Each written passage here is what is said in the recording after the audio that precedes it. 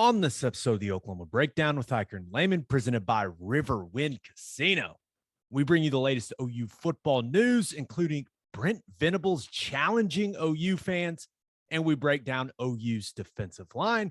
We finish up with our winners and losers of the weekend. Please download and subscribe to the podcast, rate it 5 stars, and write us a good review. Follow the show on Twitter, Instagram, Facebook, and YouTube. Just search Oklahoma Breakdown on any of those, and you'll find us. All right.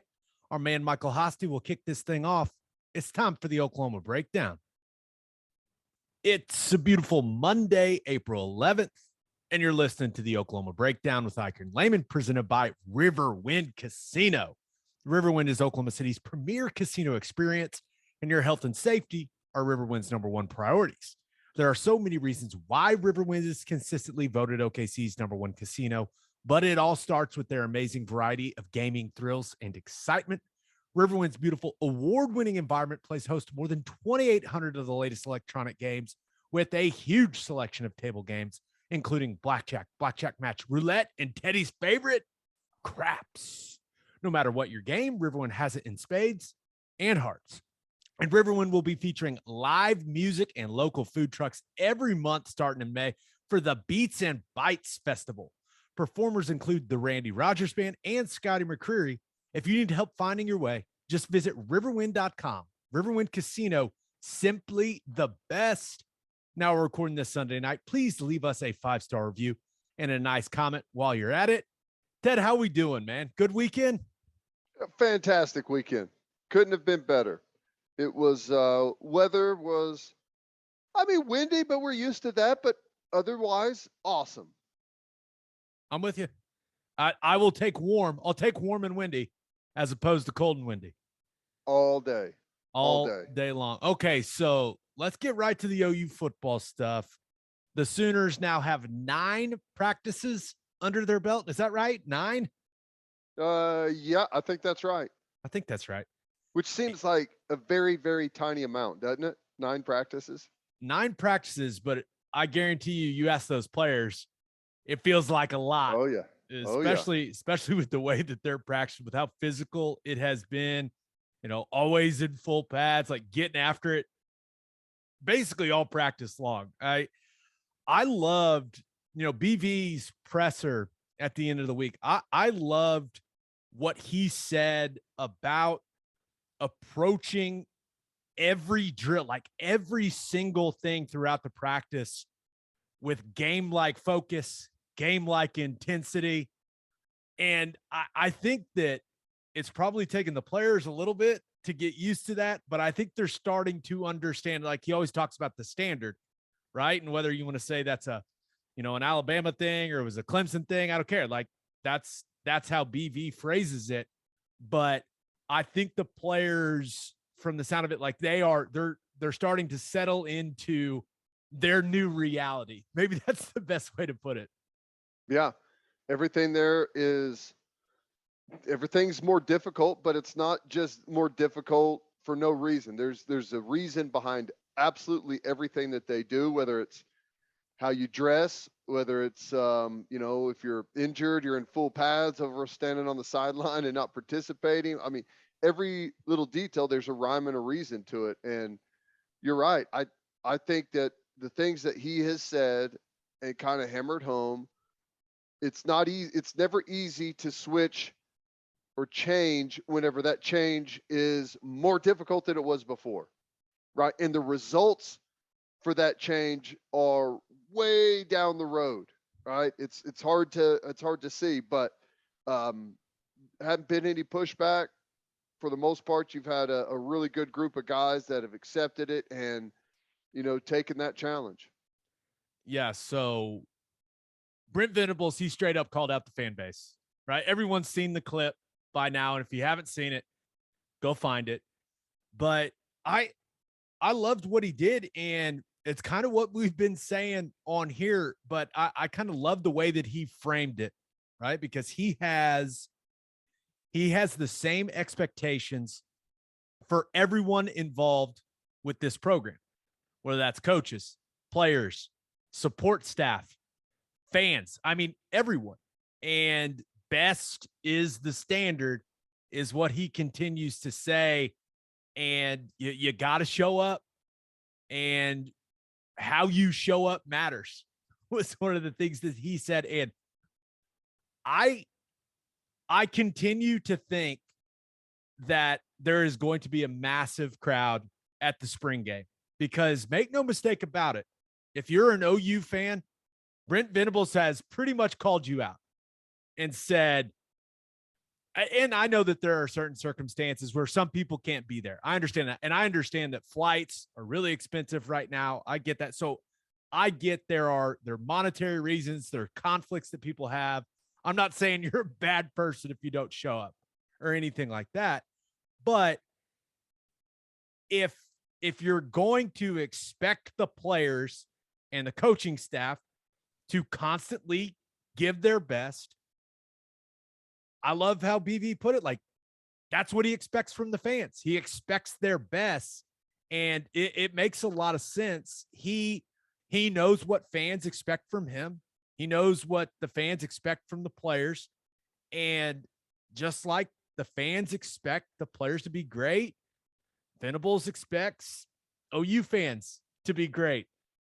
So April 23rd, 3 p.m., Ted, I guess we'll see. Yeah, if I don't die before then, I'm hacking like crazy over here. You see Are you this? okay, man? People that watch this on YouTube are going to be really worried about you. That was the streak of sneeze, cough, sneeze, cough, sneeze.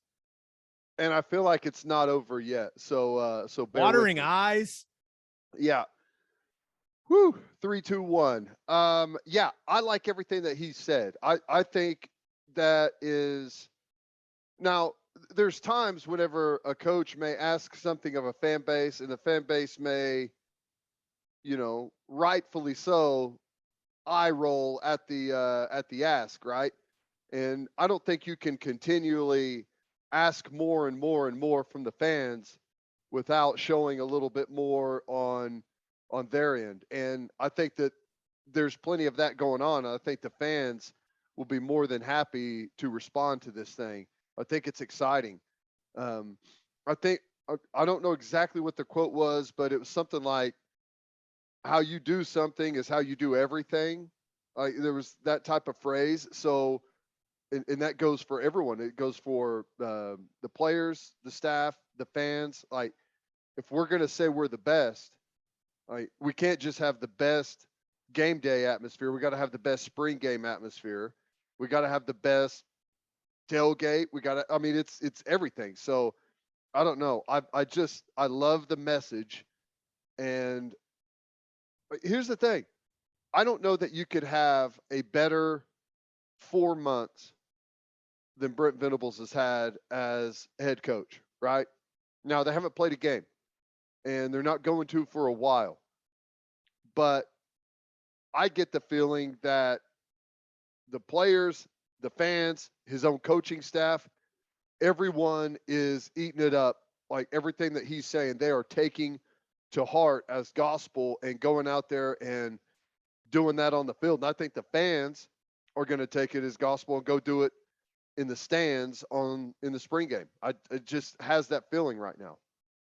Yeah, I'm expecting a really fun atmosphere, right? When you basically have the head coach publicly saying, "Hey, we're going to bring it. You better bring it." I feel like I know this fan base very well, and I feel like they're going to respond in a very big way. So April 23rd, people, 3 p.m., spring game, be there. And oh yeah, Baker Mayfield's getting the statue too, and everyone loves that guy. So how about the bring your mouthpiece line when he was talking about going to the SEC? Better bring your mouthpiece. It's like, wait, what is he? It's so I love it. Good. I love it. It's all great. I for one hope he has the microphone at the spring game like he does in practice. That's how they've done the practices, and the spring game's technically just another practice. But you would assume he'll be on a headset, because this is, you think, and I know that He's talking about his expectations for his players, like what he wants his team to look like, the way he wants them to play and all that stuff. But he's never been the head coach for a game.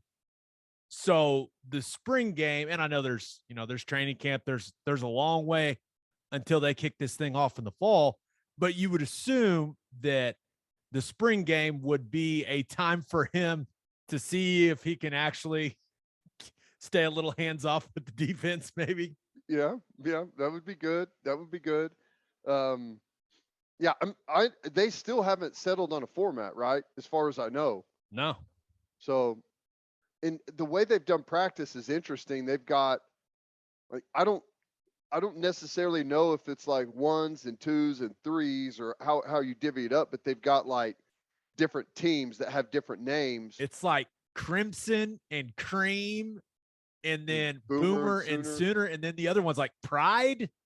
Something, yeah. I don't know how those are divvied up. If it's like a true 1s and 2s, or if it's kind of mixed and matched in there to where different guys, like you get different skill levels to where everything is a little more balanced. Like I don't know if that's what they'll use for the spring game. So I don't know. Let's talk some D-line.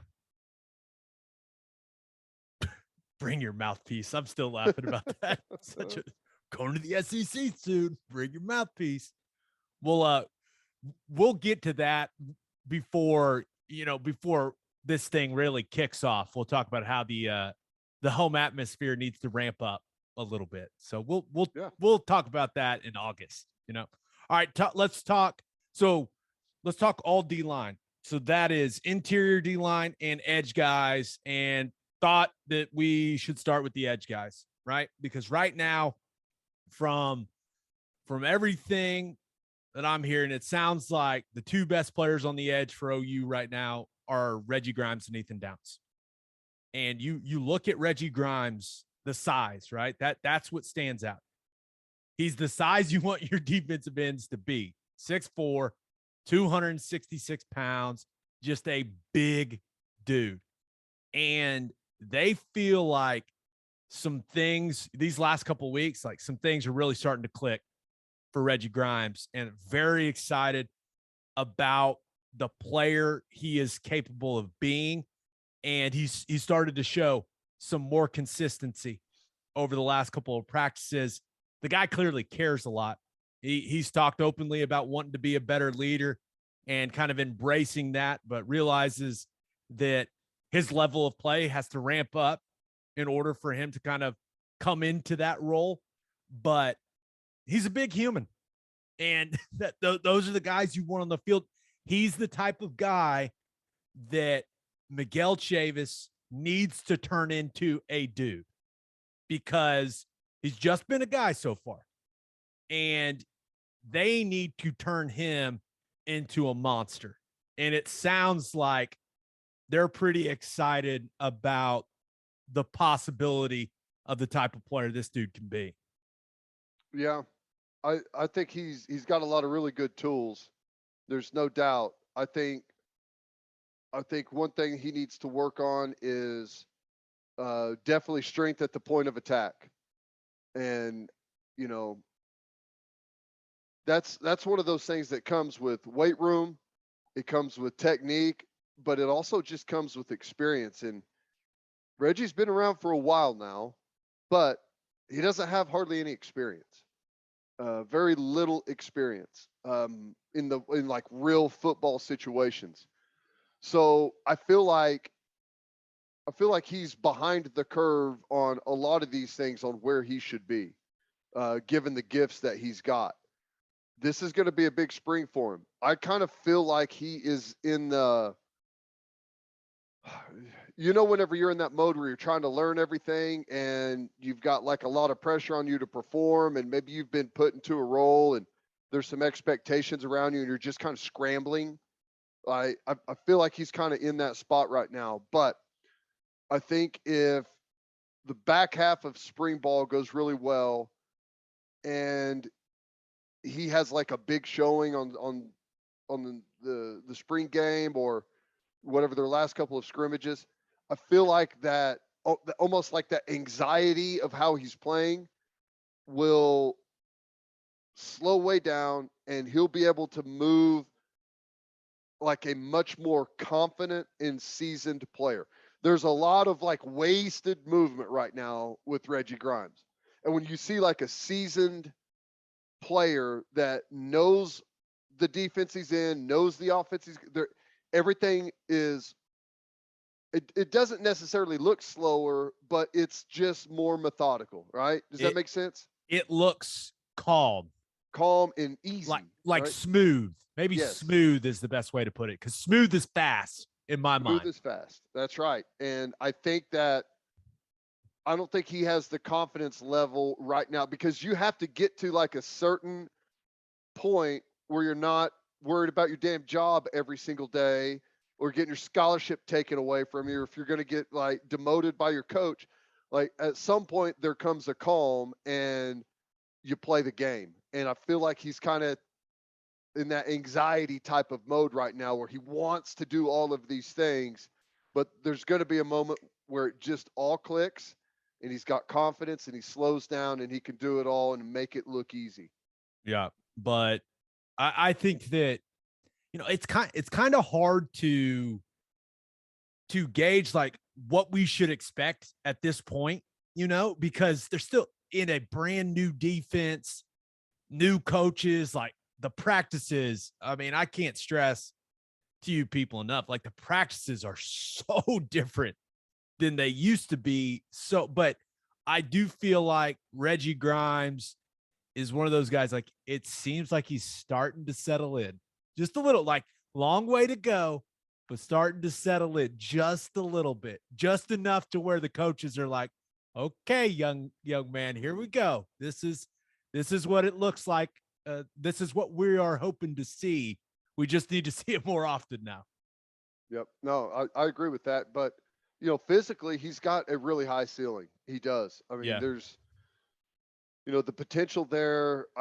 He easily could be a all Big 12 type of guy, and even above that, who knows? Yeah. All right, let's talk some Ethan Downs. Up to 260 pounds, right? So 6'5", 260 right now for Ethan Downs.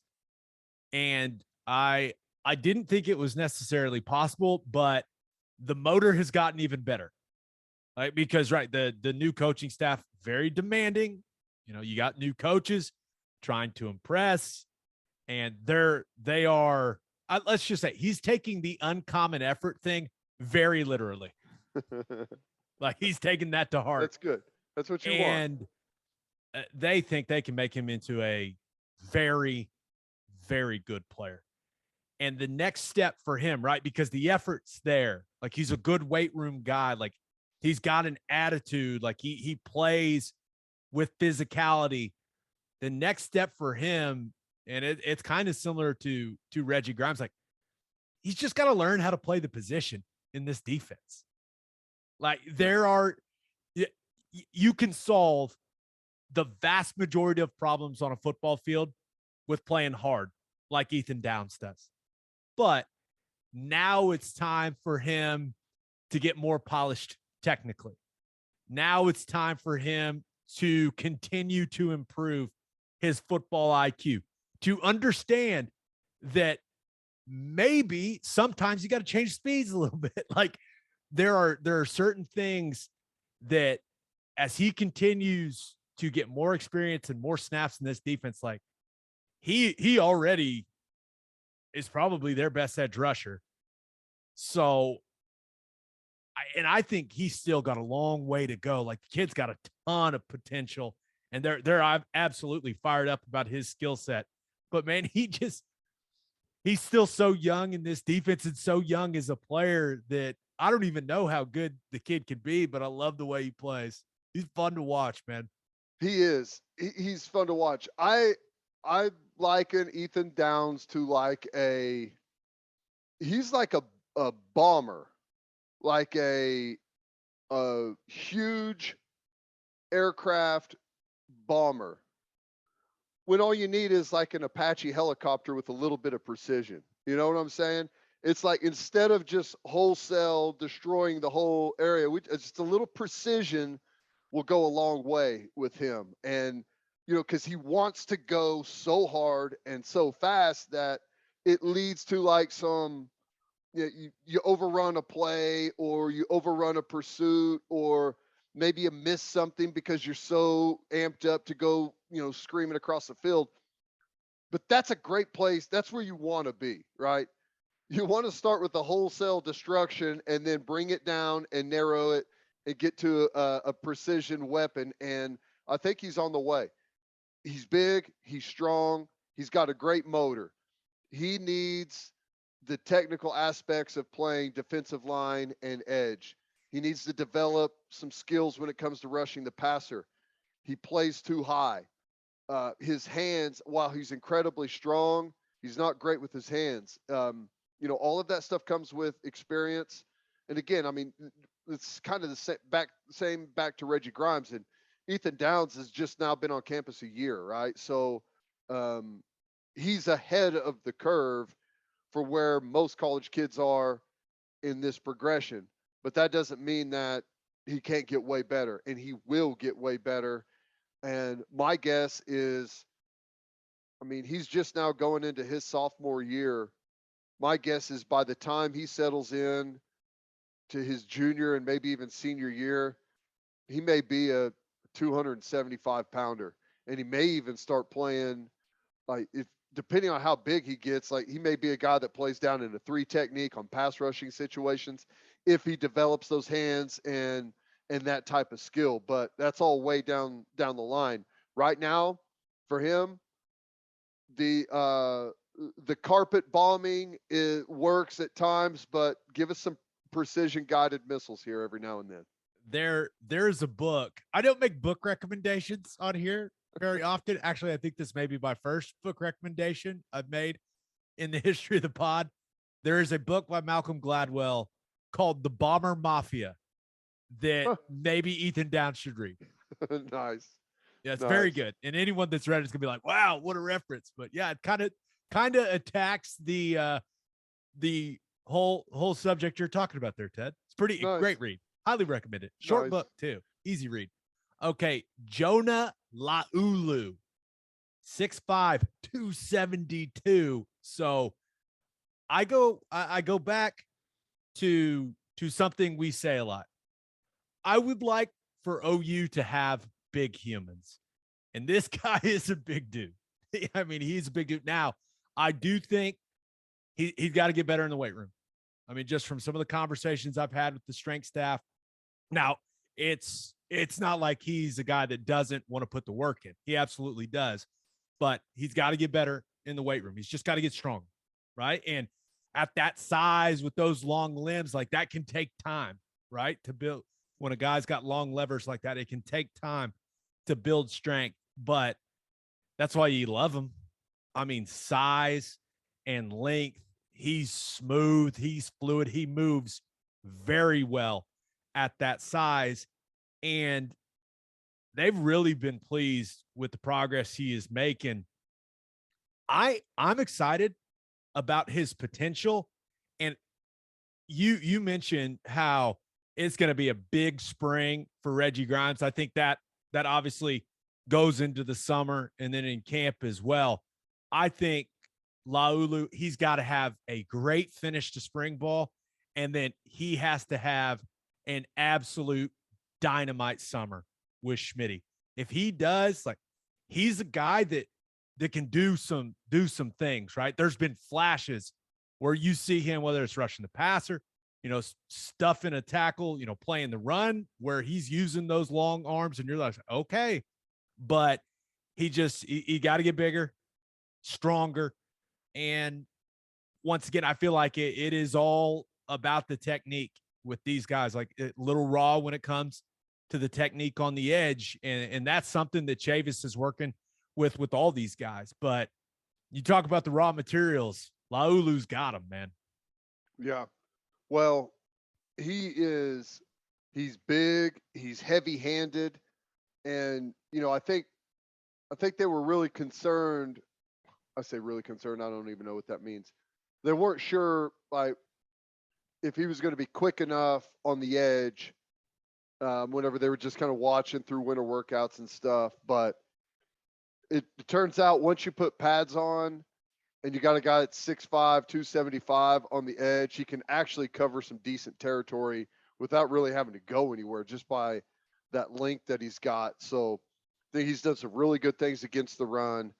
I just like that like you mentioned, we've got some big humans that are going to be on the edge of this defense, and most of these guys can run too. So it's not just like you're putting big guys out there that can't run, but it's a way better looking defensive line, especially on the edges than what we've kind of had in the past, and it's a different style. So I like it. I think he's a great mix. I don't know exactly how all of the edge guys are going to work themselves out with what the rotation's going to be, but I think we got some really good options, and I think Laulu is one that's going to continue to get better and better. Yeah, you look at and let me know if you disagree, but I think that those are their top three edge guys right now. Grimes, Downs, Laulu. Grimes is 6'4", 266. Downs is 6'5", 260, and Laulu 6'5", 275. Yeah, big. Remember the last, like, how long have we been doing this podcast? Not that long, but what, like April of 2020? Is that right? Yeah, think so. And anytime OU put out a depth chart, what did I always say about the defensive line, Ted? Not big enough. They're just not big enough. Yeah. They're light. I like seeing D ends at 266, 260, and 275. Like I like seeing that a lot. One guy that, kind of trying to find if he can be a versatile piece for him on the edge is Marcus Stripling. And he's up to 240 pounds, brings an interesting skill set to the edge. Now, I think they feel comfortable having him out there, but he's got to start making some more plays, right? They're hoping he can make a jump physically. I mean, he's been there a long time now, but he's a guy that I think can hopefully help them as a situational rusher, right? Where you can put him on the field, he's a little more twitch, a little more speed, maybe than these other edge guys that they've got, but it's all about him kind of finding a role in this defense, or at least that's how I see it. Yeah, I think that's true. I mean, he's kind of the outlier size-wise whenever we start looking at these guys, right? Yeah. He's shorter and he's, 20, 25, 30 pounds lighter than these guys. So you better be able to fly. You better be able to be a real technician when it comes to the pass rush. Like, you can't just give up all of that size and not bring anything extra to the table. So I think you're right. Maybe a change up, teams that do some different things on the line of scrimmage, maybe spread you out a little bit more. I think he can find a role, but he needs to become an expert pass rusher. That's going to be his ticket to get on the field. Yeah, we'll see if he can do that. All right, let's talk some interior defensive line. But first, the only place to stop when you're road tripping is Love's Travel Stops. And Love's has over 600 locations in 41 states, offering 24-hour access to clean and safe places. Whatever your road trip needs are, Love's has it. Fuel, fresh food, all the snacks and drinks, including, yes, my favorite, Java Amore. I saw that the softball team stopped there. I wonder if anyone got any Java Amore. Really? I hope they did. They better have. They're missing out if they didn't, because that coffee is fantastic. Love's also has you covered if you forget your phone charger or headphones. They've expanded their mobile to go zone so you can grab any of that stuff there. Make sure you download the Love's Connect app for exclusive offers from today's most popular brands. The Love's Connect app also includes a route planner and store locator. When you see the red neon heart on the highway, stop in and say hi at Love's Travel Stops. For a full list of what Love's has to offer, visit loves.com. Opolis Clothing is the exclusive home for all of your Oklahoma Breakdown merchandise. If you want to live your life in buttery soft comfort, look at that right there. Gabe is modeling. Go to opolisclothing.com, OPOLIS clothing.com, and use our promo code TED, TED, for 10% off your entire order. You still get a discount on all of the OU and OKC Thunder gear as well. That's opolisclothing.com. Use promo code TED, T-E-D, for 10% off, buttery soft, and 10% off. Interior D-line. One guy that I think he's got the chance to be the best player on this defense. That's Jalen Redmond. And this staff, what's the best way to put this? They are going to continue pushing him and making it, forcing him to be the best player on this defense. Now, it's not like he's lazy or anything like that. That's not what I'm trying to say, but it is just pushing him past his comfort zone, right? And that's what they're trying to do with all these guys. And I know that Redmond, he's had some bad luck with the injury stuff. Like, I understand that, but they think he can be pretty damn special. So they're going to continue to push and push because, man, you see some of these plays in practice. This guy shows flashes of, big time play. I don't want to say greatness. That's a big word, but like there's some plays where it's just like, damn, that guy's the best player on the field. And that's what he needs to become. That's what he needs to be. If he commits himself to being that guy every snap, being that guy all the time, not just 15 snaps a game, but 40. If he can do that, he's going to make a lot of money playing football. But the consistency is getting better for him, but it's got to continue to improve. I look at this guy. He's pivotal for this defense, man, because I think he's got the most natural power of anyone in the interior they've got. And they kind of need him to become a star. And I know those are high expectations, Ted, but they need Jalen Redmond to become that type of player. They just do. I mean, it's been a long time coming. All right, you're out of time. If you're Jalen Redmond, you're out of time. There is no more next year. This is it. You've been here forever. The dude has enough talent and explosiveness and ability. There should be a damn wake of destruction behind him every single place he goes. Every play, he should be damn near unblockable. But I'll flip the switch whenever I decide to go. And that's just, not only is it bad for him, it's bad for your team. It's like, we got to have consistency. I don't care what you can do great one time. Can you do it 50 snaps a game? That's what this team needs. They need consistency from him. The ability is through the roof, man. But the time is up. This is it. This is it. That's all you got. So, I mean, I hope he has a great rest of the spring. I hope he has an unbelievable summer with Schmitty and comes in the fall and wrecks shop, because you're right. Like, the sky is the limit. He's got more raw talent and raw potential than anyone that we've had at defensive line in a long time, including Perion Winfrey from last year. Jalen Redmond, should blow that out of the water.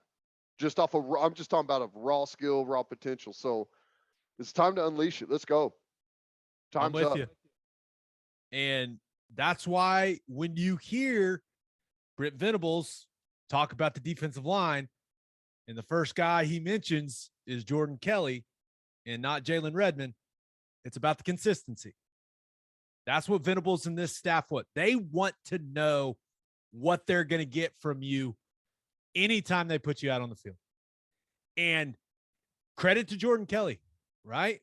6'4", 286 pounds. Like, I'm sure he's going to add a little more weight, good weight, in the summer with Schmitty. But every coach I talked to, most consistent guy in the interior in spring ball, every single one, Jordan Kelley.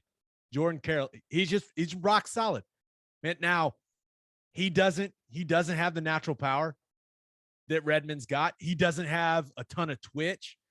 He's not a super explosive guy. I know I'm making him sound like he's not a good player. That's not what I'm trying to say. He's just, you know what you're going to get. He's going to battle his ass off against double teams. He is going to try to run through the soul of an offensive guard when he's got one-on-ones. Like, he is tough. He's reliable. You know what you're getting from him on the field. And that's what you want. Like, now, do I wish Jordan Kelley had some more natural talent? Like, I'm not trying to, once again, it kind of sounds like just dunking on Jordan Kelley. That's not what I'm trying to say. It's like he gets the most out of what he's got, which is what you want from every player. And I've been really impressed with him throughout the spring, because every single day he's coming to work, and he battles every day. All these physical practices, he's right in the middle of it, mixing it up. And that's why the head coach has come out publicly and said, yeah, he's been the most consistent guy, because he has done it every day. I'll take that any day of the week over a guy that's got all of the talent in the world, but is up and down. Like, you never know what you're going to get. If I'm a linebacker, I have to fit off the defensive line. If I get a run to the strong side, whatever, and I'm a B gap player and Jordan Kelley's an A gap player, I play my B. I'm fine. I play my B gap. Like, I can't, if I don't know, and I have a guy in front of me that gets his ass cut off all the time because of poor technique, poor effort, playing too high, he's getting bumped out of his gap all the time. Well, guess what? I've got to find a way to fit off of that and try and make things fit on the front side. I don't want that. I don't at all. I don't want that. I want a guy that is in his gap all the time. I'd rather have a guy in his gap being able to play it than a guy that is, wrecking shop every now and then, but he's getting cut off all the time. We've got to have consistency. We've got to be able to build a wall defensively to stop the run. You got to be able to do it 80 times a game. You got to have guys that can play their responsibility every single time that they're in. You're going to get, because of, playing good people, there's going to be times you're cut off. I understand that, but it has to be a rare occasion. It can't be something that happens all the time. And Jordan Kelley is a guy that plays his responsibility, does it with toughness and with effort, and is high level every single day. You need 100 guys like Jordan Kelley on a football team. If you do that, you're going to win a ton of big-time football games. Yep. And he's been impressing a lot of people. And now he makes plays. Like, I want to make that clear. Like, he makes plays. But the thing that I like about Jordan Kelley is what the O-line says about him. It's like, you better bring it. Like, because you're going to get his best every day on every snap. So you better be ready to go. And when an offensive lineman's talking about you that way, that's a big compliment. Yep. Agree. Yeah. All right. Jeffery Johnson, Tulane transfer. They really like how he goes about his business. Like the juice he brings. I think as he gets more comfortable in the defense and just more comfortable at OU, right? I mean, he's in a completely new place, new coaches, just trying to still get settled in. I think they'll start seeing some more consistency from him. And remember, he's in a new defense. Like, it sometimes takes a while, and he's had some practices where he really flashes, so they know what he's capable of. But I do think he's going to be an important player for them. And I think that he's the guy. I know he's old, but that doesn't mean you can't get a lot better. And you look at Todd Bates, he's one of the most well-respected defensive line coaches in the country. And that's why he's here. I know everyone thinks he's here to recruit big time defensive tackles, and that is one of the big reasons he's here. But he's also here to develop these guys and get the most out of the guys they currently have on the roster. And Jeffery Johnson's one of those guys. And I think they are going to continue to keep pushing him to play with lower pads, to use his hands more proactively as a pass rusher. And they're really working at it. And from everything I've been told, man, he wants to get better and he wants to put the time in. So there's room for growth there, but he's a guy that I'm expecting to factor heavily into this interior rotation. Yeah. And I've heard the similar things. And, just from my own, being out there just a couple of times and watching practice, and this isn't a critique of Johnson. This is a critique of the entire defensive line, edge guys included. Right? In live action, we play way too high. And I think that is a combination of being tired, combination of the offense going fast, a combination of being in a new defense and maybe not 100% sure exactly where I'm supposed to be, guessing a little bit, like waiting and looking a little bit. So I think a lot of that's going to come as they continue to drill it and tons of reps. Here's the other thing, man. This team, the majority of guys, I know we're talking about Jeff Johnson here, but the majority of these guys, they're getting way more live football work in this spring than they've had in a long time. And especially in college, in the NFL, guys know how to, when it's live action, get down and play low and all that stuff, kind of flip the switch. College players, not as much. You got to be in the fire. You got to learn it and drill it and drill it and drill it. And I think by the time we get to play football in the fall, they will have done so much run drill and combo drill and live football action that they're going to be really, really technically solid once they start taking the game field in the fall. But the whole group right now can get way better at all those things. Yep. Technique. It's effort with technique. Have you heard a guy say that recently? Yeah. Yes. Says it a lot. Okay. Last interior guy, actually not the last one, but a guy that is doing some good things, Isaiah Coe. And you look at the size, right? 6'2", 300 pounds. That's where you want your interior defensive lineman. And so you like the size. And this is a guy that he did some good things last season before the injury, showing some good strength, especially in fitting against the run, has some flash plays here and there. And from all indications, has been pretty damn solid all spring. So I like him and Jordan Kelley, right? Just like the consistency kind of, I don't know if they're quite at the same level, but you hear similar things about Coe, at least about his on-field performance, that you hear about Kelley. Like the dude, he's physical, he's going to battle. And that's the type of player that Brent Venables is going to put on the field. If he can continue to show consistency like he has this spring, he's going to play a lot of snaps. Yeah.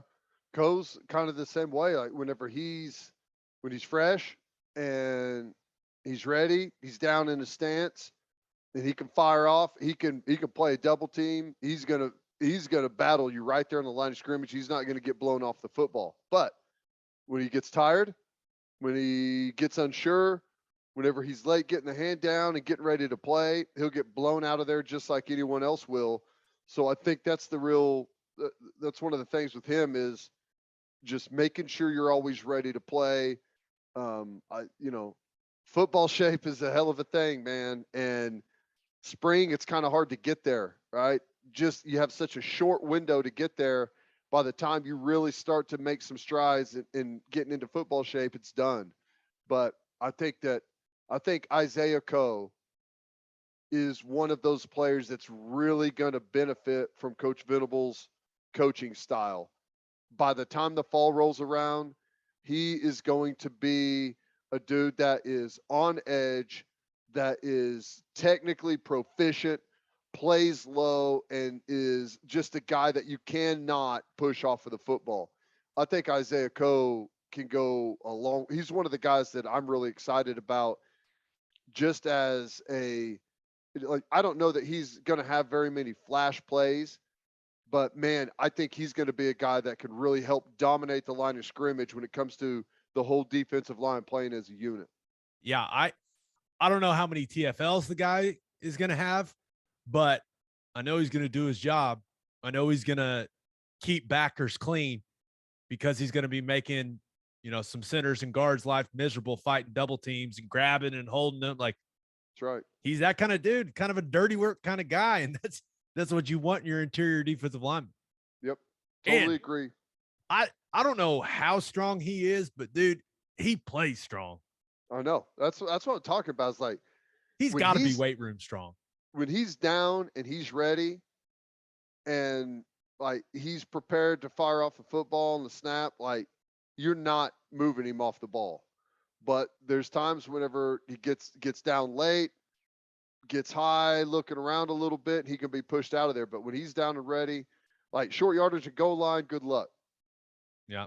Okay. Other guys, who are the other interior guys you think we got to talk about? Because you got Josh Ellison, who's played quite a bit last year, and he is a guy that has shown some twitch, like as a pass rusher, making plays behind the line of scrimmage, but kind of a similar thing, like need more consistency, right? You need to see for every one of those plays you got to see him, anchoring on a double team and playing his gap. Like that's the stuff for him where that has to continue to improve because he can do some of the other stuff. Yeah. And then you got a guy like Corey Roberson, Kelvin Gilliam, still a young guy, but who else do you think we need to talk about? Well, I like Ellison a lot. I think between Jordan Kelley, Isaiah Coe, Ellison, maybe even throw Roberson in there. Those guys are all pretty similar, right? And if you can get them all to like where they're all playing at pretty much the same level, consistent, in their gap, taking care of their responsibility, playing with good technique and pad level, our defensive line is going to have some really good depth across the board, and you're not going to get much fall off. Like the real thing that's going to make us go is Jalen Redmond. Like really, ultimately, what you hope is probably Redmond and Jordan Kelley on a rotation. Like that's going to be your premier lineup, and they're not going to be able to play every single snap. But when they rotate out, if those other 3-4 guys rotate in and you don't have much fall off and you've got discipline guys playing low, technically proficient, that's going to be great for our defense. And I think we got the potential to have like a really good, solid defensive line. I mean, we're not going to turn into Georgia in 1 year. That's not going to happen. But I think this group, if they can all get consistent, technically proficient, play low, good hands, I think it can be a really good group. I'm with you. And I'll also say, and I have not had any conversations with the coaches about this, but there's any really good interior defensive lineman out there that after spring ball maybe want to hop in the transfer portal. I'm just saying that wouldn't suck. It wouldn't suck. Because I'm with you. I think as it is right now, right? Redmond can be a special player.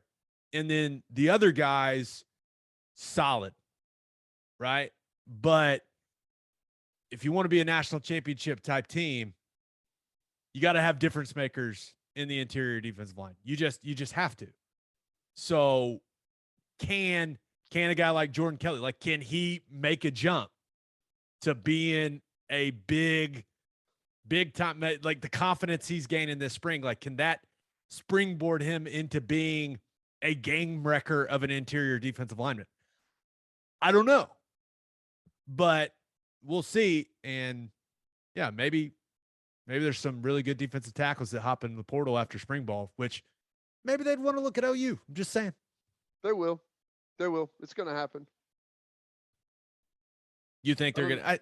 I don't know if it's going to happen like right away in the transfer portal, but it will not be long before we start getting really high level defensive line recruits, transfers, whatever. And here's the thing, man. We can win big with these guys that we've got. Like I hate always saying like we got to get better players in here. There's some truth to that. But we can do it with the guys that we have. I mean, we have plenty of talent on this team. There's plenty of talent on this team. As an example, if you go back and look at like some of Clemson's best teams that they had in 16 and 18, I mean, there's a handful of really talented guys, but the majority of those football teams are Jordan Kelley type of players. Solid, consistent, reliable, do your job every single snap kind of guys. That's what, those two teams are really made up of. A couple of superstars, absolutely, yes. But you got 100 guys on your football team. You're going to have a handful of superstars. Like, really what the level of everyone else is, that's going to be the determining factor. And when that level is really high, you got 90 really, really good players and 10 superstars, then you're on to something. That's a championship level football team. Yeah, no doubt. All right, let's get to call your shot. We asked y'all, what has you excited about OU's defensive line? This first response comes from @SR Burkhart on Twitter, who says, I'm excited and curious to see what outside linebacker in the previous scheme, like Stripling, will be converted to D end. Clayton Smith, Wete, even Agwebu.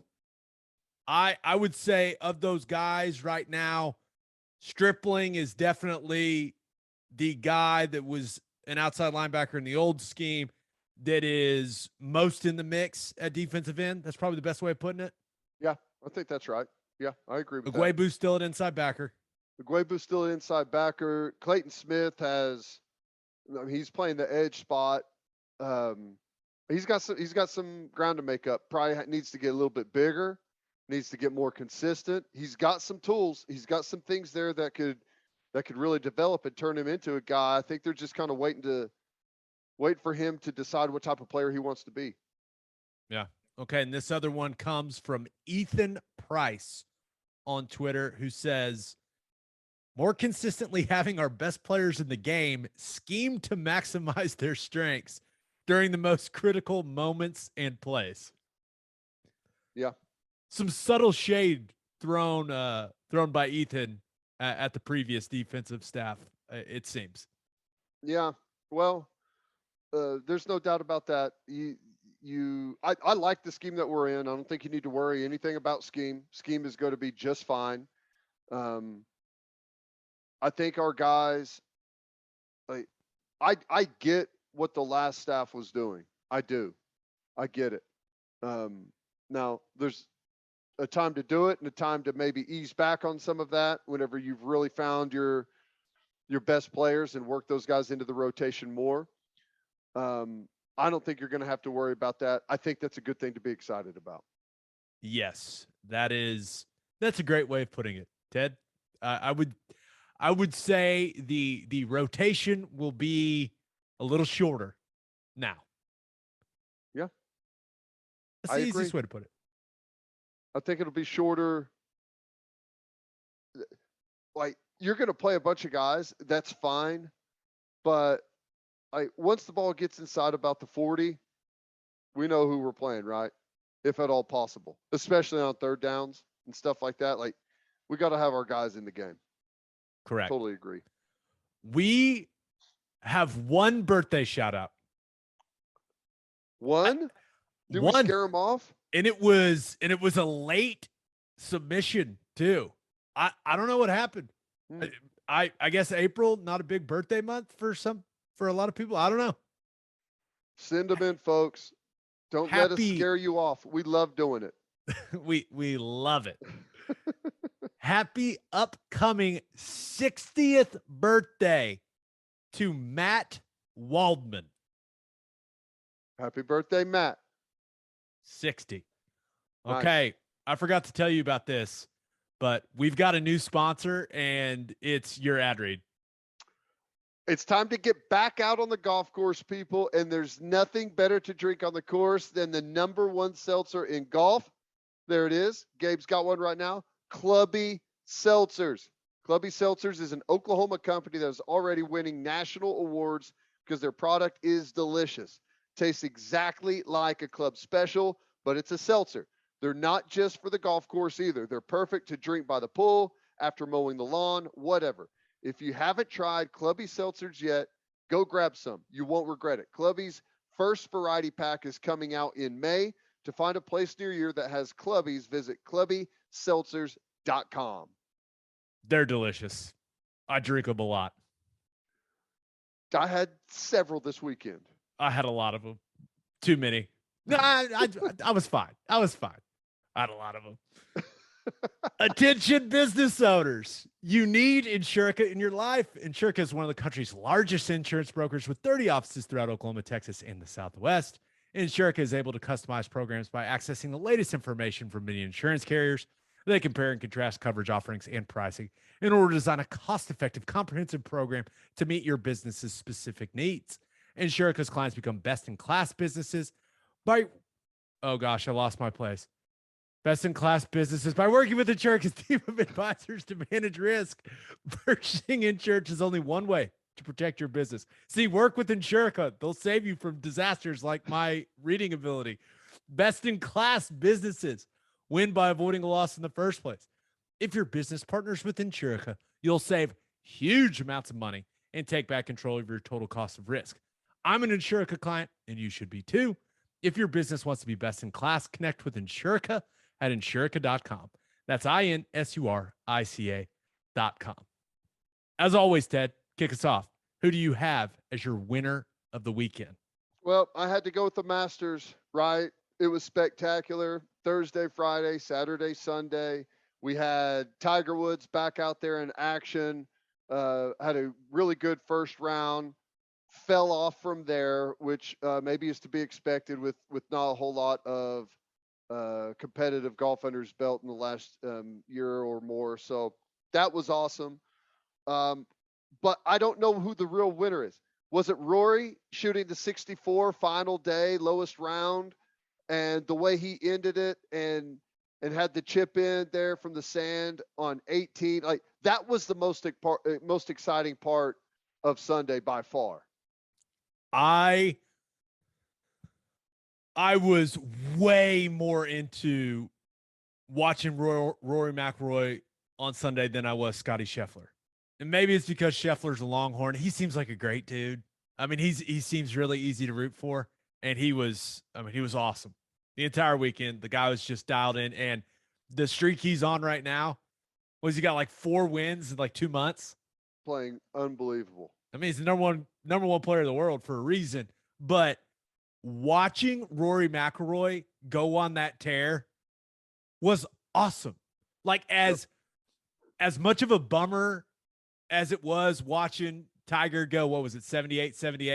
Yep. On Saturday and Sunday. Like, watching Rory McIlroy have that much fun golfing, and I have no idea what the hell was that celebration when he holed out from the bunker on 18. What was that? I don't think he knew. Sometimes you don't, like, when something totally hits you by surprise, I don't think you know how to react, I guess. That was hilarious, though. It was such a bad celebration, but I mean, it was so fun watching and it, Rory's failure at the Masters is well documented, right? But watching it all kind of come together for him, who remember he seems like a really cool dude Mm-hmm.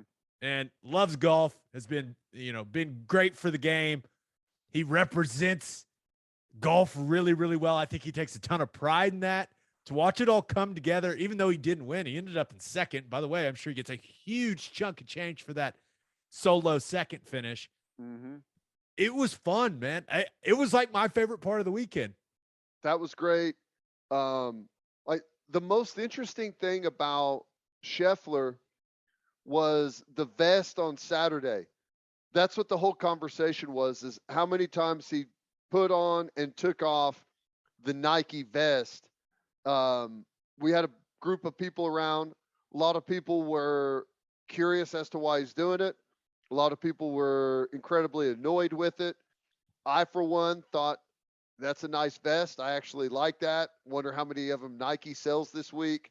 That was like, and maybe that's a good thing. Like, if you're so even kill, the only thing that you've done all weekend, you won the Masters, and the big talk is your vest.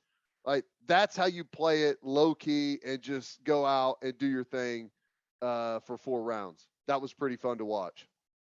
What was okay? So the Scheffler vest thing, I noticed it. I think he was just trying to like keep the core warm Sure. and Yeah, then didn't want to swing with it on, right? So the that's right. completely understandable. It's a long walk. When you hit the ball as far as those guys do, it's a long walk to the ball. You want to stay warm. But did you see what Colin Morikawa was wearing around his neck on Saturday? What was that? I don't know. I thought it was maybe a mask that he had pulled down. I don't know. It was The like a neck neck gaiter? scrunchie. I mean, I wear one of those when I go snow skiing sometime or duck hunting, but it's a big, thick, like warm one. I don't know what. I thought it was a mask that was pulled down, but I don't know. No, but he put it over his face a couple times. I respect it. I am to a point in life where I just don't want to be cold. Like I will overlayer. Like I I guarantee you, just whatever weather it is, I'm not going to be the guy that's cold. And I feel like, so when I saw Morikawa wearing that around his neck, I was like, I get it, man. I get it. Yeah, he does it. He walked out that day and it was like, I know this looks goofy as hell. I don't care because I'm going to be warm. And That's he right. was. That's right. Yeah, I thought the vest was awesome. I'm down for keeping the core warm and having access to the pipes free and clear, whatever you need to do. That was great. But my favorite thing of the entire weekend is that I didn't have to watch Jordan Spieth's dumbass out there on the course taking 2 hours to line up a putt or to hit a ball from the pine needles. That was my winner, not having to watch Speed. Because he didn't make the cut. That's right. Were you just smiling like all Friday night, That's knowing right. that you weren't going to Yes. have to watch him on Saturday and Sunday? Yeah, that's right. I thought it was awesome that he took 15 minutes to line up that putt to shoot 78 on Friday and not make the cut. It was great. You were just not a speed guy, but I'm not. Tiger on Thursday was like, how much fun was that to watch? That was great. That was really cool. That's what we all like. We got our Tiger fix on Thursday. Friday, it happened on Thursday too. Like, it felt like it took him, till about the turn to get warmed up and start hitting some shots and feeling good. And it was just, I think as everything wore on, it just became maybe a little bit too much. But he said he was glad that he did it. Says he's going to play in the Open. So I thought it was awesome. Said he may give it a go at Southern Hills, right? Yeah. Oh, coolest moment of the weekend though was 18th hole with McIlroy he hits it in, right. He holds out from the bunker, and Morikawa's like celebrating with him, and then he does the exact same Same thing. thing. Like the crowd's going crazy. That was awesome. It was great. McElroy took the high route. He threw it up into the bank and brought it down, and then Morikawa went the other way. It was pretty cool to see that happen. That was funny. And then there's something awesome about whoever wins the Masters and their families right there. God, that's a sweet moment. Yep, it is. That was cool. Good to see. All right, who do you have as your loser of the weekend? I had to go with Rob Manfred, Major League Baseball commissioner.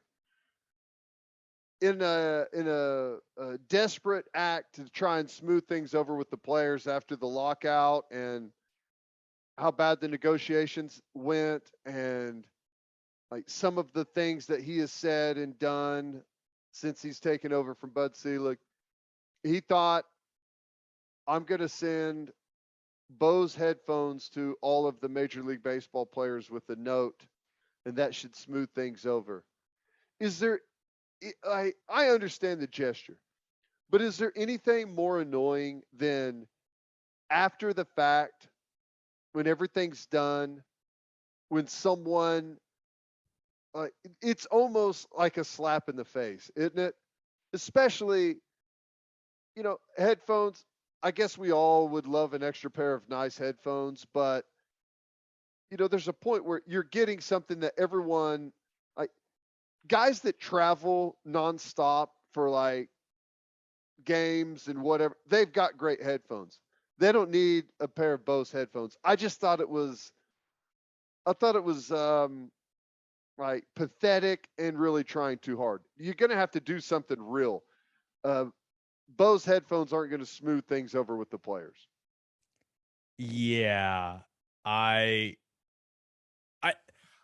assume that all of the guys that are on an active major league roster already have headphones that they like. But I will say that gesture, it didn't make anything worse. Right? Maybe not. I don't know. Like, isn't it a slap in the face though? Like after, like to try and give me a gift afterwards. Like, and it's not even a real gift. It's like, you didn't do anything for each guy individually, which I'm not expecting him to do something for each guy individually in Major League Baseball, but it's like him and his team came up with an idea. We've really got to smooth over relations with the players. Why don't we think of a good, hip idea that all the guys would like? I think the guys like to listen to music whenever they fly around the country. Why don't we get them some nice headphones? A quick Google search says that Bose are the best headphones. Yeah, let's get them some Bose headphones. It just, I don't know. It's never bad, I guess, to give someone a gift if it's real and there's some real intent there. And I just feel like it's another bad move in a long line of bad moves. If you want the players to feel better about you, you're going to have to start doing some real things that matter. What are the odds that he got all of those headphones for free from Bose? 100%. Yeah. That's if those were in my locker, like, hey, thanks for the headphones that you got. I don't know if Bose is the official headphone of Major League Baseball. It probably is. There will be. That's probably like the whole thing. Bose, it probably broke down like this. Bose called. They wanted to get in on Major League Baseball sponsorship somehow. And they thought, hey, what a great way. We can send them to all of the players and do it through the commissioner to try and smooth things over. That's probably how it came to be, which, again, is not the right way to smooth things over. Yeah. Do you watch baseball? Like, do you consistently watch it at all? Playoffs.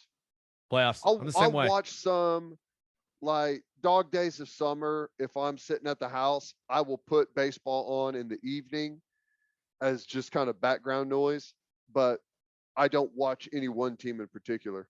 Yeah. I might watch like If Otani's on, I might watch him pitch or something like that. I'm the same way. So I brought that up to tell people like, I'm not sure if there's going to be a football guys talking baseball segment anytime soon when the playoffs roll around.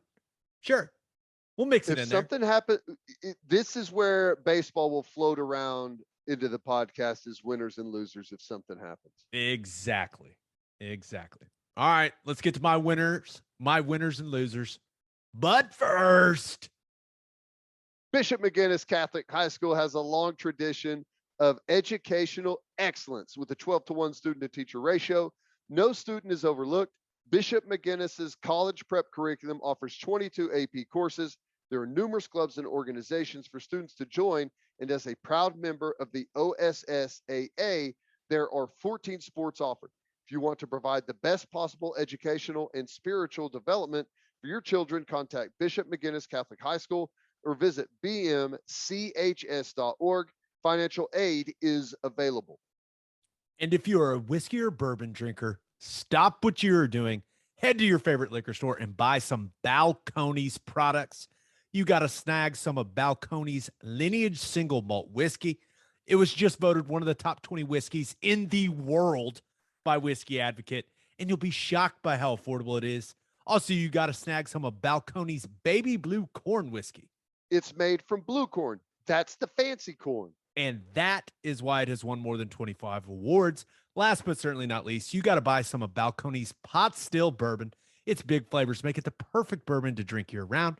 In 2012, Balcones Single Malt won the Best in Glass competition, beating brands like Johnny Walker and Macallan.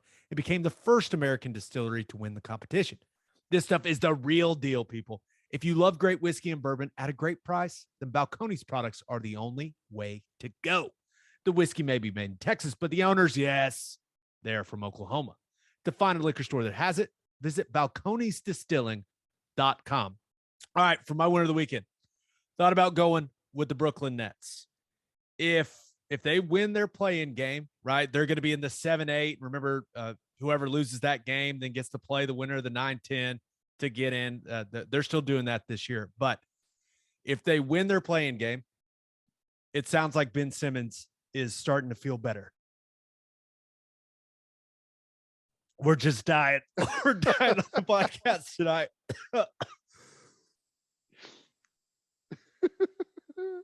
What's happening to us? You got watery eyes too. Oh, God. Yes. Teddy, say something. 1 second. Give me a second. Oh, yeah. Brooklyn Nets play-in game. It's going to be great. KD leading the charge. Ben Simmons is going to be back. They will not be able to play him late in games at all because the man cannot hit a free throw. But he can play some defense and grab some rebounds. Yes, he can. And I've survived my my episode. People on YouTube are going to be like, you guys are dying. What is wrong with you? I'm talking about Ben Simmons as you are dying over there. It's like, how'd Gabe die? Well, he was talking about Ben Simmons and just coughed himself to death. It started with a tickle in the throat and just really progressed from there. Yeah. But hey, he's starting to feel better. The guy, I know we poke fun of him about how he handled things in Philly, but if you get the best out of him, he's a damn good basketball player. I mean, he's 6'10" and can just do things that other human beings can't do. So we'll see. But that seems I'm gonna chalk that in the positive column for the Nets. But I also thought about going with Joel Embiid. Became the first international player ever to win the NBA scoring title, which I couldn't believe. I thought that was crazy, but he is also the first. That's great. That is crazy. I thought Dirk would have won it. I know, but I read it and I was like, okay, I guess that's true. And if it's not, blame ESPN because that's where I read it. All right, what's the cutoff for international player too? Like, I would he assume played college. Being born in a foreign country makes you an international player. Okay. Are you trying to say that Embiid isn't an international player because he went to Kansas? No, I don't know, like, if there's a cutoff, like, because he was a one and done, right? Yes. At Kansas. Correct. So that makes sense. But like Buddy Hield played 4 years at OU. Is you still would that he still be classified as an international player come from the Bahamas? I believe so. Okay. Because All right. he's not from the United States. So if you're not from the United States, I believe you're always an international player. Which that's fine. I've always taken an international player to mean, and I'm not saying this is right, but like you're drafted and someone's got to like translate it to you over there on TV and you're sitting awkwardly with your parents and you don't know what's happening and then they fly you in to some crazy new land that you've never been to. Not the case with Embiid, No. but still the first international player to win the scoring title nonetheless, even though it did, it's unbelievable. And I think for like his size and his skill set, like I don't know if there's ever been a player of his caliber that's talked about as little as he is. Yeah. Well, around here, like in, national Sure, NBA guys yeah. are talking, but NBA like Giannis, stuff.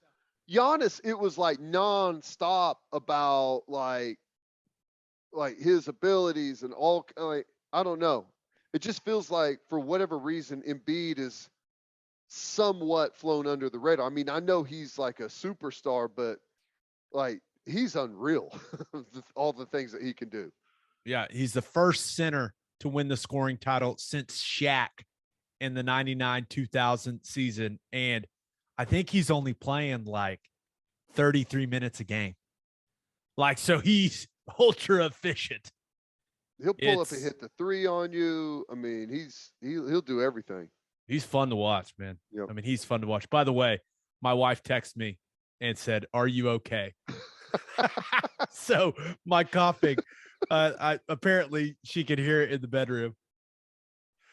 Which where we do this podcast is not close to the bedroom. So I apologize to everyone for nearly dying mid-podcast. What is happening to us? But what are the weekend? Amazing. OU softball went to Lubbock and they put it on the Texas Tech Red Raiders. And they were dominant in the circle, right? Troutwine, Ball, May, all were absolutely dealing. And they casually outscored the Red Raiders in 3 games, 43-0, including a 21-0 5-inning run rule on Sunday, where they hit 7 home runs. And I believe Ball and May, yeah, those were the 2 that combined for a no-hitter. So they are off to the best start in the history of college softball. 36-0. They've won 30 of those games via run rule. This team, I mean, it's unbelievable, man. Unbelievable. And I think I saw this. This is an unverified statistic, but I saw this floating around on the Twitter sphere. Second, third, and fourth longest winning streaks of all time in softball belong to OU. Number 1, I think, was it UCLA? Maybe UCLA like 50? In 1999. Was it 50 games, something like that? I don't know. UCLA started the 99 season 35-0. So that's the streak that that's what they just broke. But I guess maybe it goes from into the previous season, perhaps. Yeah. I don't know. But awesome stuff. Yeah. They hit 17 home runs in the 3 games. It's crazy.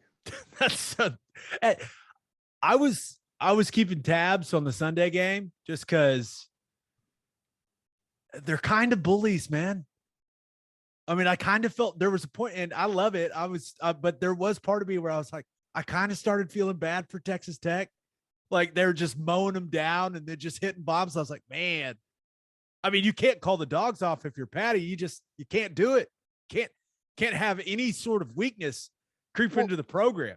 But the problem is there are no dogs to call off, so to speak. Like, what are you going to do? Are you going to everyone, like even sitting on the bench, is unbelievable. Like, I don't know that really gets you anywhere. Like, you play, like, you put in there are no scrubs to put in, so to speak. You Yeah. know? And if you put the backups in, like they're trying to prove themselves. That's right. It's like, coach just put me in. Here we go. And it's just, but dang, 21-0. I felt bad. I felt a little bad for Tech. Like just a little bit. Okay, maybe I did, but It's crazy, man. The separation between, like, OU and, like, I don't know. I'll let the softball people talk about, like, the other teams that have a chance to win a championship this year, but, like, there's separation between OU and those teams. But, like, even, like, the top, like, 8 to 10 teams, it feels like the separation with, like, the rest of college softball is, like, massive. But I don't know. yeah, Could just be me it's talking. exciting. Yeah. It's historic. All right, for my loser of the weekend. Thought about going with your guy, Max Verstappen, Ted. Uh-oh. Australian Grand Prix this weekend was a fun battle between him and Charles Leclerc for a while, but another power unit issue for Verstappen's Red Bull car, man. Oh, no. Fix your unit, Verstappen. Come on. 3 races this year. Hasn't finished 2 of them. Ooh. Rough go for the Dutchman. What's he drive? I mean, a Formula One car. What do you mean? No. I mean, He is drives it, for a Red Bull. but what is it? What's the car, though? Oh, do you Is mean it, like who makes the motor? I'm not even gonna is, pretend I know that. okay. I'm not that into it. That may not even be a thing. I don't know. I'm sure it is. Well, But like Hamilton's Mercedes guy, like, I would think that's a Mercedes, or is it just a Formula One car that's got a Mercedes emblem on it? Is that what we're talking about here? no, the team. Okay, so I see what you're saying. The team builds the car, Right. Okay. but I will give a quick Google to who makes Red Bull F1 Because engine. you got like Ferrari, you got McLaren, you've got Mercedes, Honda. Oh yeah, Honda. this was a big storyline in the Drive to Survive. I should remember that. It was a big deal when they switched over to Honda. Yeah. Well, You sounds think like it's a big deal. Honda's probably getting some sternly worded emails. Could be a one year thing there for Honda if they don't get their stuff together, get their unit fixed. You better fix that unit, Honda. But hey, Leclerc. Oh, I learned a new term this weekend, and Okay. I'm going to share it with you. So, Formula One Grand Slam. That is the thing, because Charles Leclerc for Ferrari, he won the Australian Grand Prix, and he had his first Grand Slam. So that's where you start in the pole position, you win the race, you have the fastest lap, and you lead every lap. Woo. Formula Okay. One Grand Slam, and that was Ferrari's first Grand Slam since 2010. Wow. How about that? Been a Nicely while. done. Yeah. But, and this is, I can't even believe we have to talk about this. My loser of the weekend. I was going to go with Adam Schefter, but I think I'm going to go with Gil Brandt instead. But because Schefter's tweet about Dwayne Haskins' death was bad. Listen, like, the guy just died. You don't need to mention that he struggled to catch on in Washington and Pittsburgh. Like, it's unnecessary. And now he deleted it and, corrected, however you want to put, but still, the guy just died. You don't have to talk about how his career didn't go perfectly. But then to hear Gil Brandt say the stuff he said on NFL radio, what the hell, man? I mean, and if you didn't hear it, Gil Brandt, who is a legend, is a Hall of Famer, he said that Haskins was living to be dead, said that maybe if he would have stayed in school another year, he wouldn't do silly things like jog on a highway. It's like the guy just died. I heard it and like I couldn't believe that he said it. I mean, it's just disgusting, man. Like a 24-year-old guy dies. He loses his life. and you just can't say something decent. Like, you just have to mention that his NFL career wasn't off to a great start. Like, just say, hey, everyone pray for his family and his friends and anyone he was close to. He just died. Like, I just don't understand. Like, what the hell is wrong with people, bro? The only thing I could say, and in no way am I making an excuse, but I feel like anytime someone, like when there's, because this routinely happens, right? Someone passes away and instantly online there's, whether it's someone breaking the news and, you know, painting them in a picture negatively or something, it has to be that society has become so desensitized to stuff like this that you automatically don't ever even look at the individual person. They're summed up only by like however you knew them. I know what Adam Schefter's role is, but how the hell does he have, how do you send that out? How do you send a tweet like that? I have no idea. It just doesn't even make any sense. He typed that shit out and looked at it and went, yep, nailed it, and hit send. When the dude just died. That's what I'm saying. Like, he doesn't care.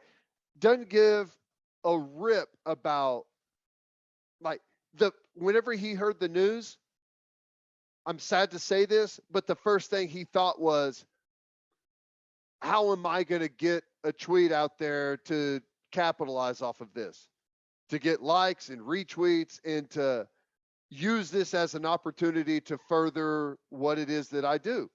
And I hate that that's the case, but you don't even do that. Like, who does that? Someone that is looking at it honestly as a human being doesn't send a tweet like that. Someone that is looking at it as a business opportunity sends a tweet out like a business, like a NFL reporter would. It's ridiculous. And I don't even know what the hell Gil Brandt's saying. The guy's been around the league for 1,000,000 years. You would think that he'd have a little bit of sense to him.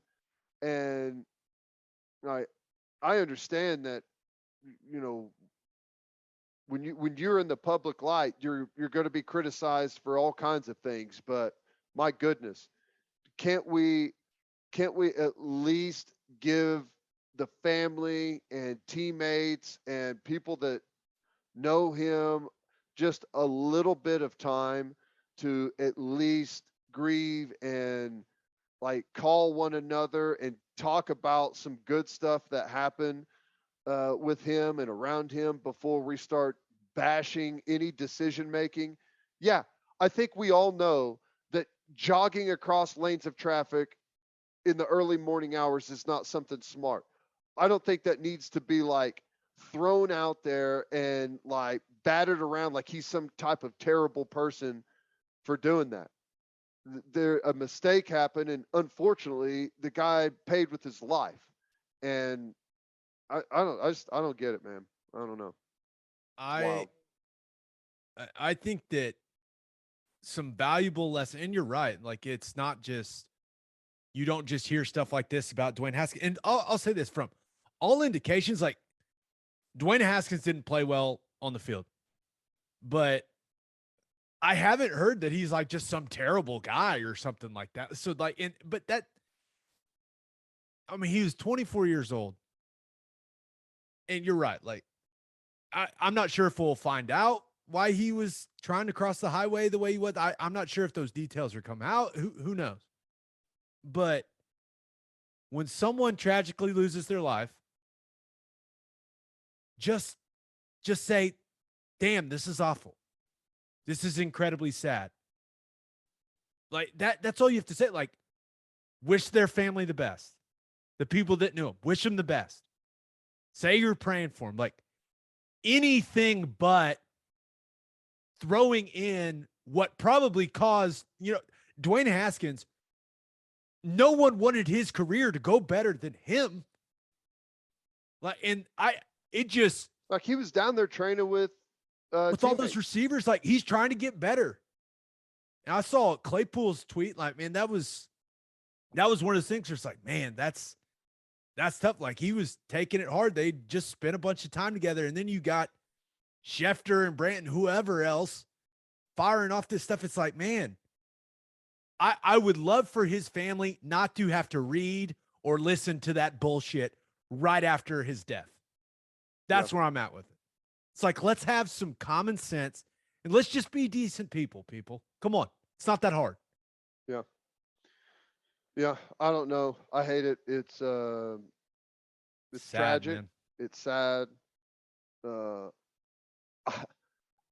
I've talked about it before on my radio show, but he was one hell of a college football player. His final year at Ohio State is insane. He had like 50 touchdowns to 4 interceptions, something crazy like that, including not including rushing touchdowns. He was a monster. He destroyed Michigan. I remember that game. 6 touchdowns. I was like, oh. But yeah, the career hadn't started the way he wanted to, but it's just, we'll never find out if he would have been able to figure it out. I'm sad, man. 24. God. Way, way too young. Yeah. It's kind of a sad note to end an episode on, but just I felt like we had to talk about that. Just don't be that person. Don't be that person. Someone tragically dies. Just don't do that. Episode 204 in the books. We'll have a new podcast that'll drop Thursday morning. Just a reminder, you can hear Teddy from 3 to 6 on 94.7 The Ref. You can hear me from 3 to 5 on Sirius XM Big 12 Radio, channel 375. Hope you all have a great week. Until next time, we appreciate y'all for listening. And do what you always do, Oklahoma. Take care of each other.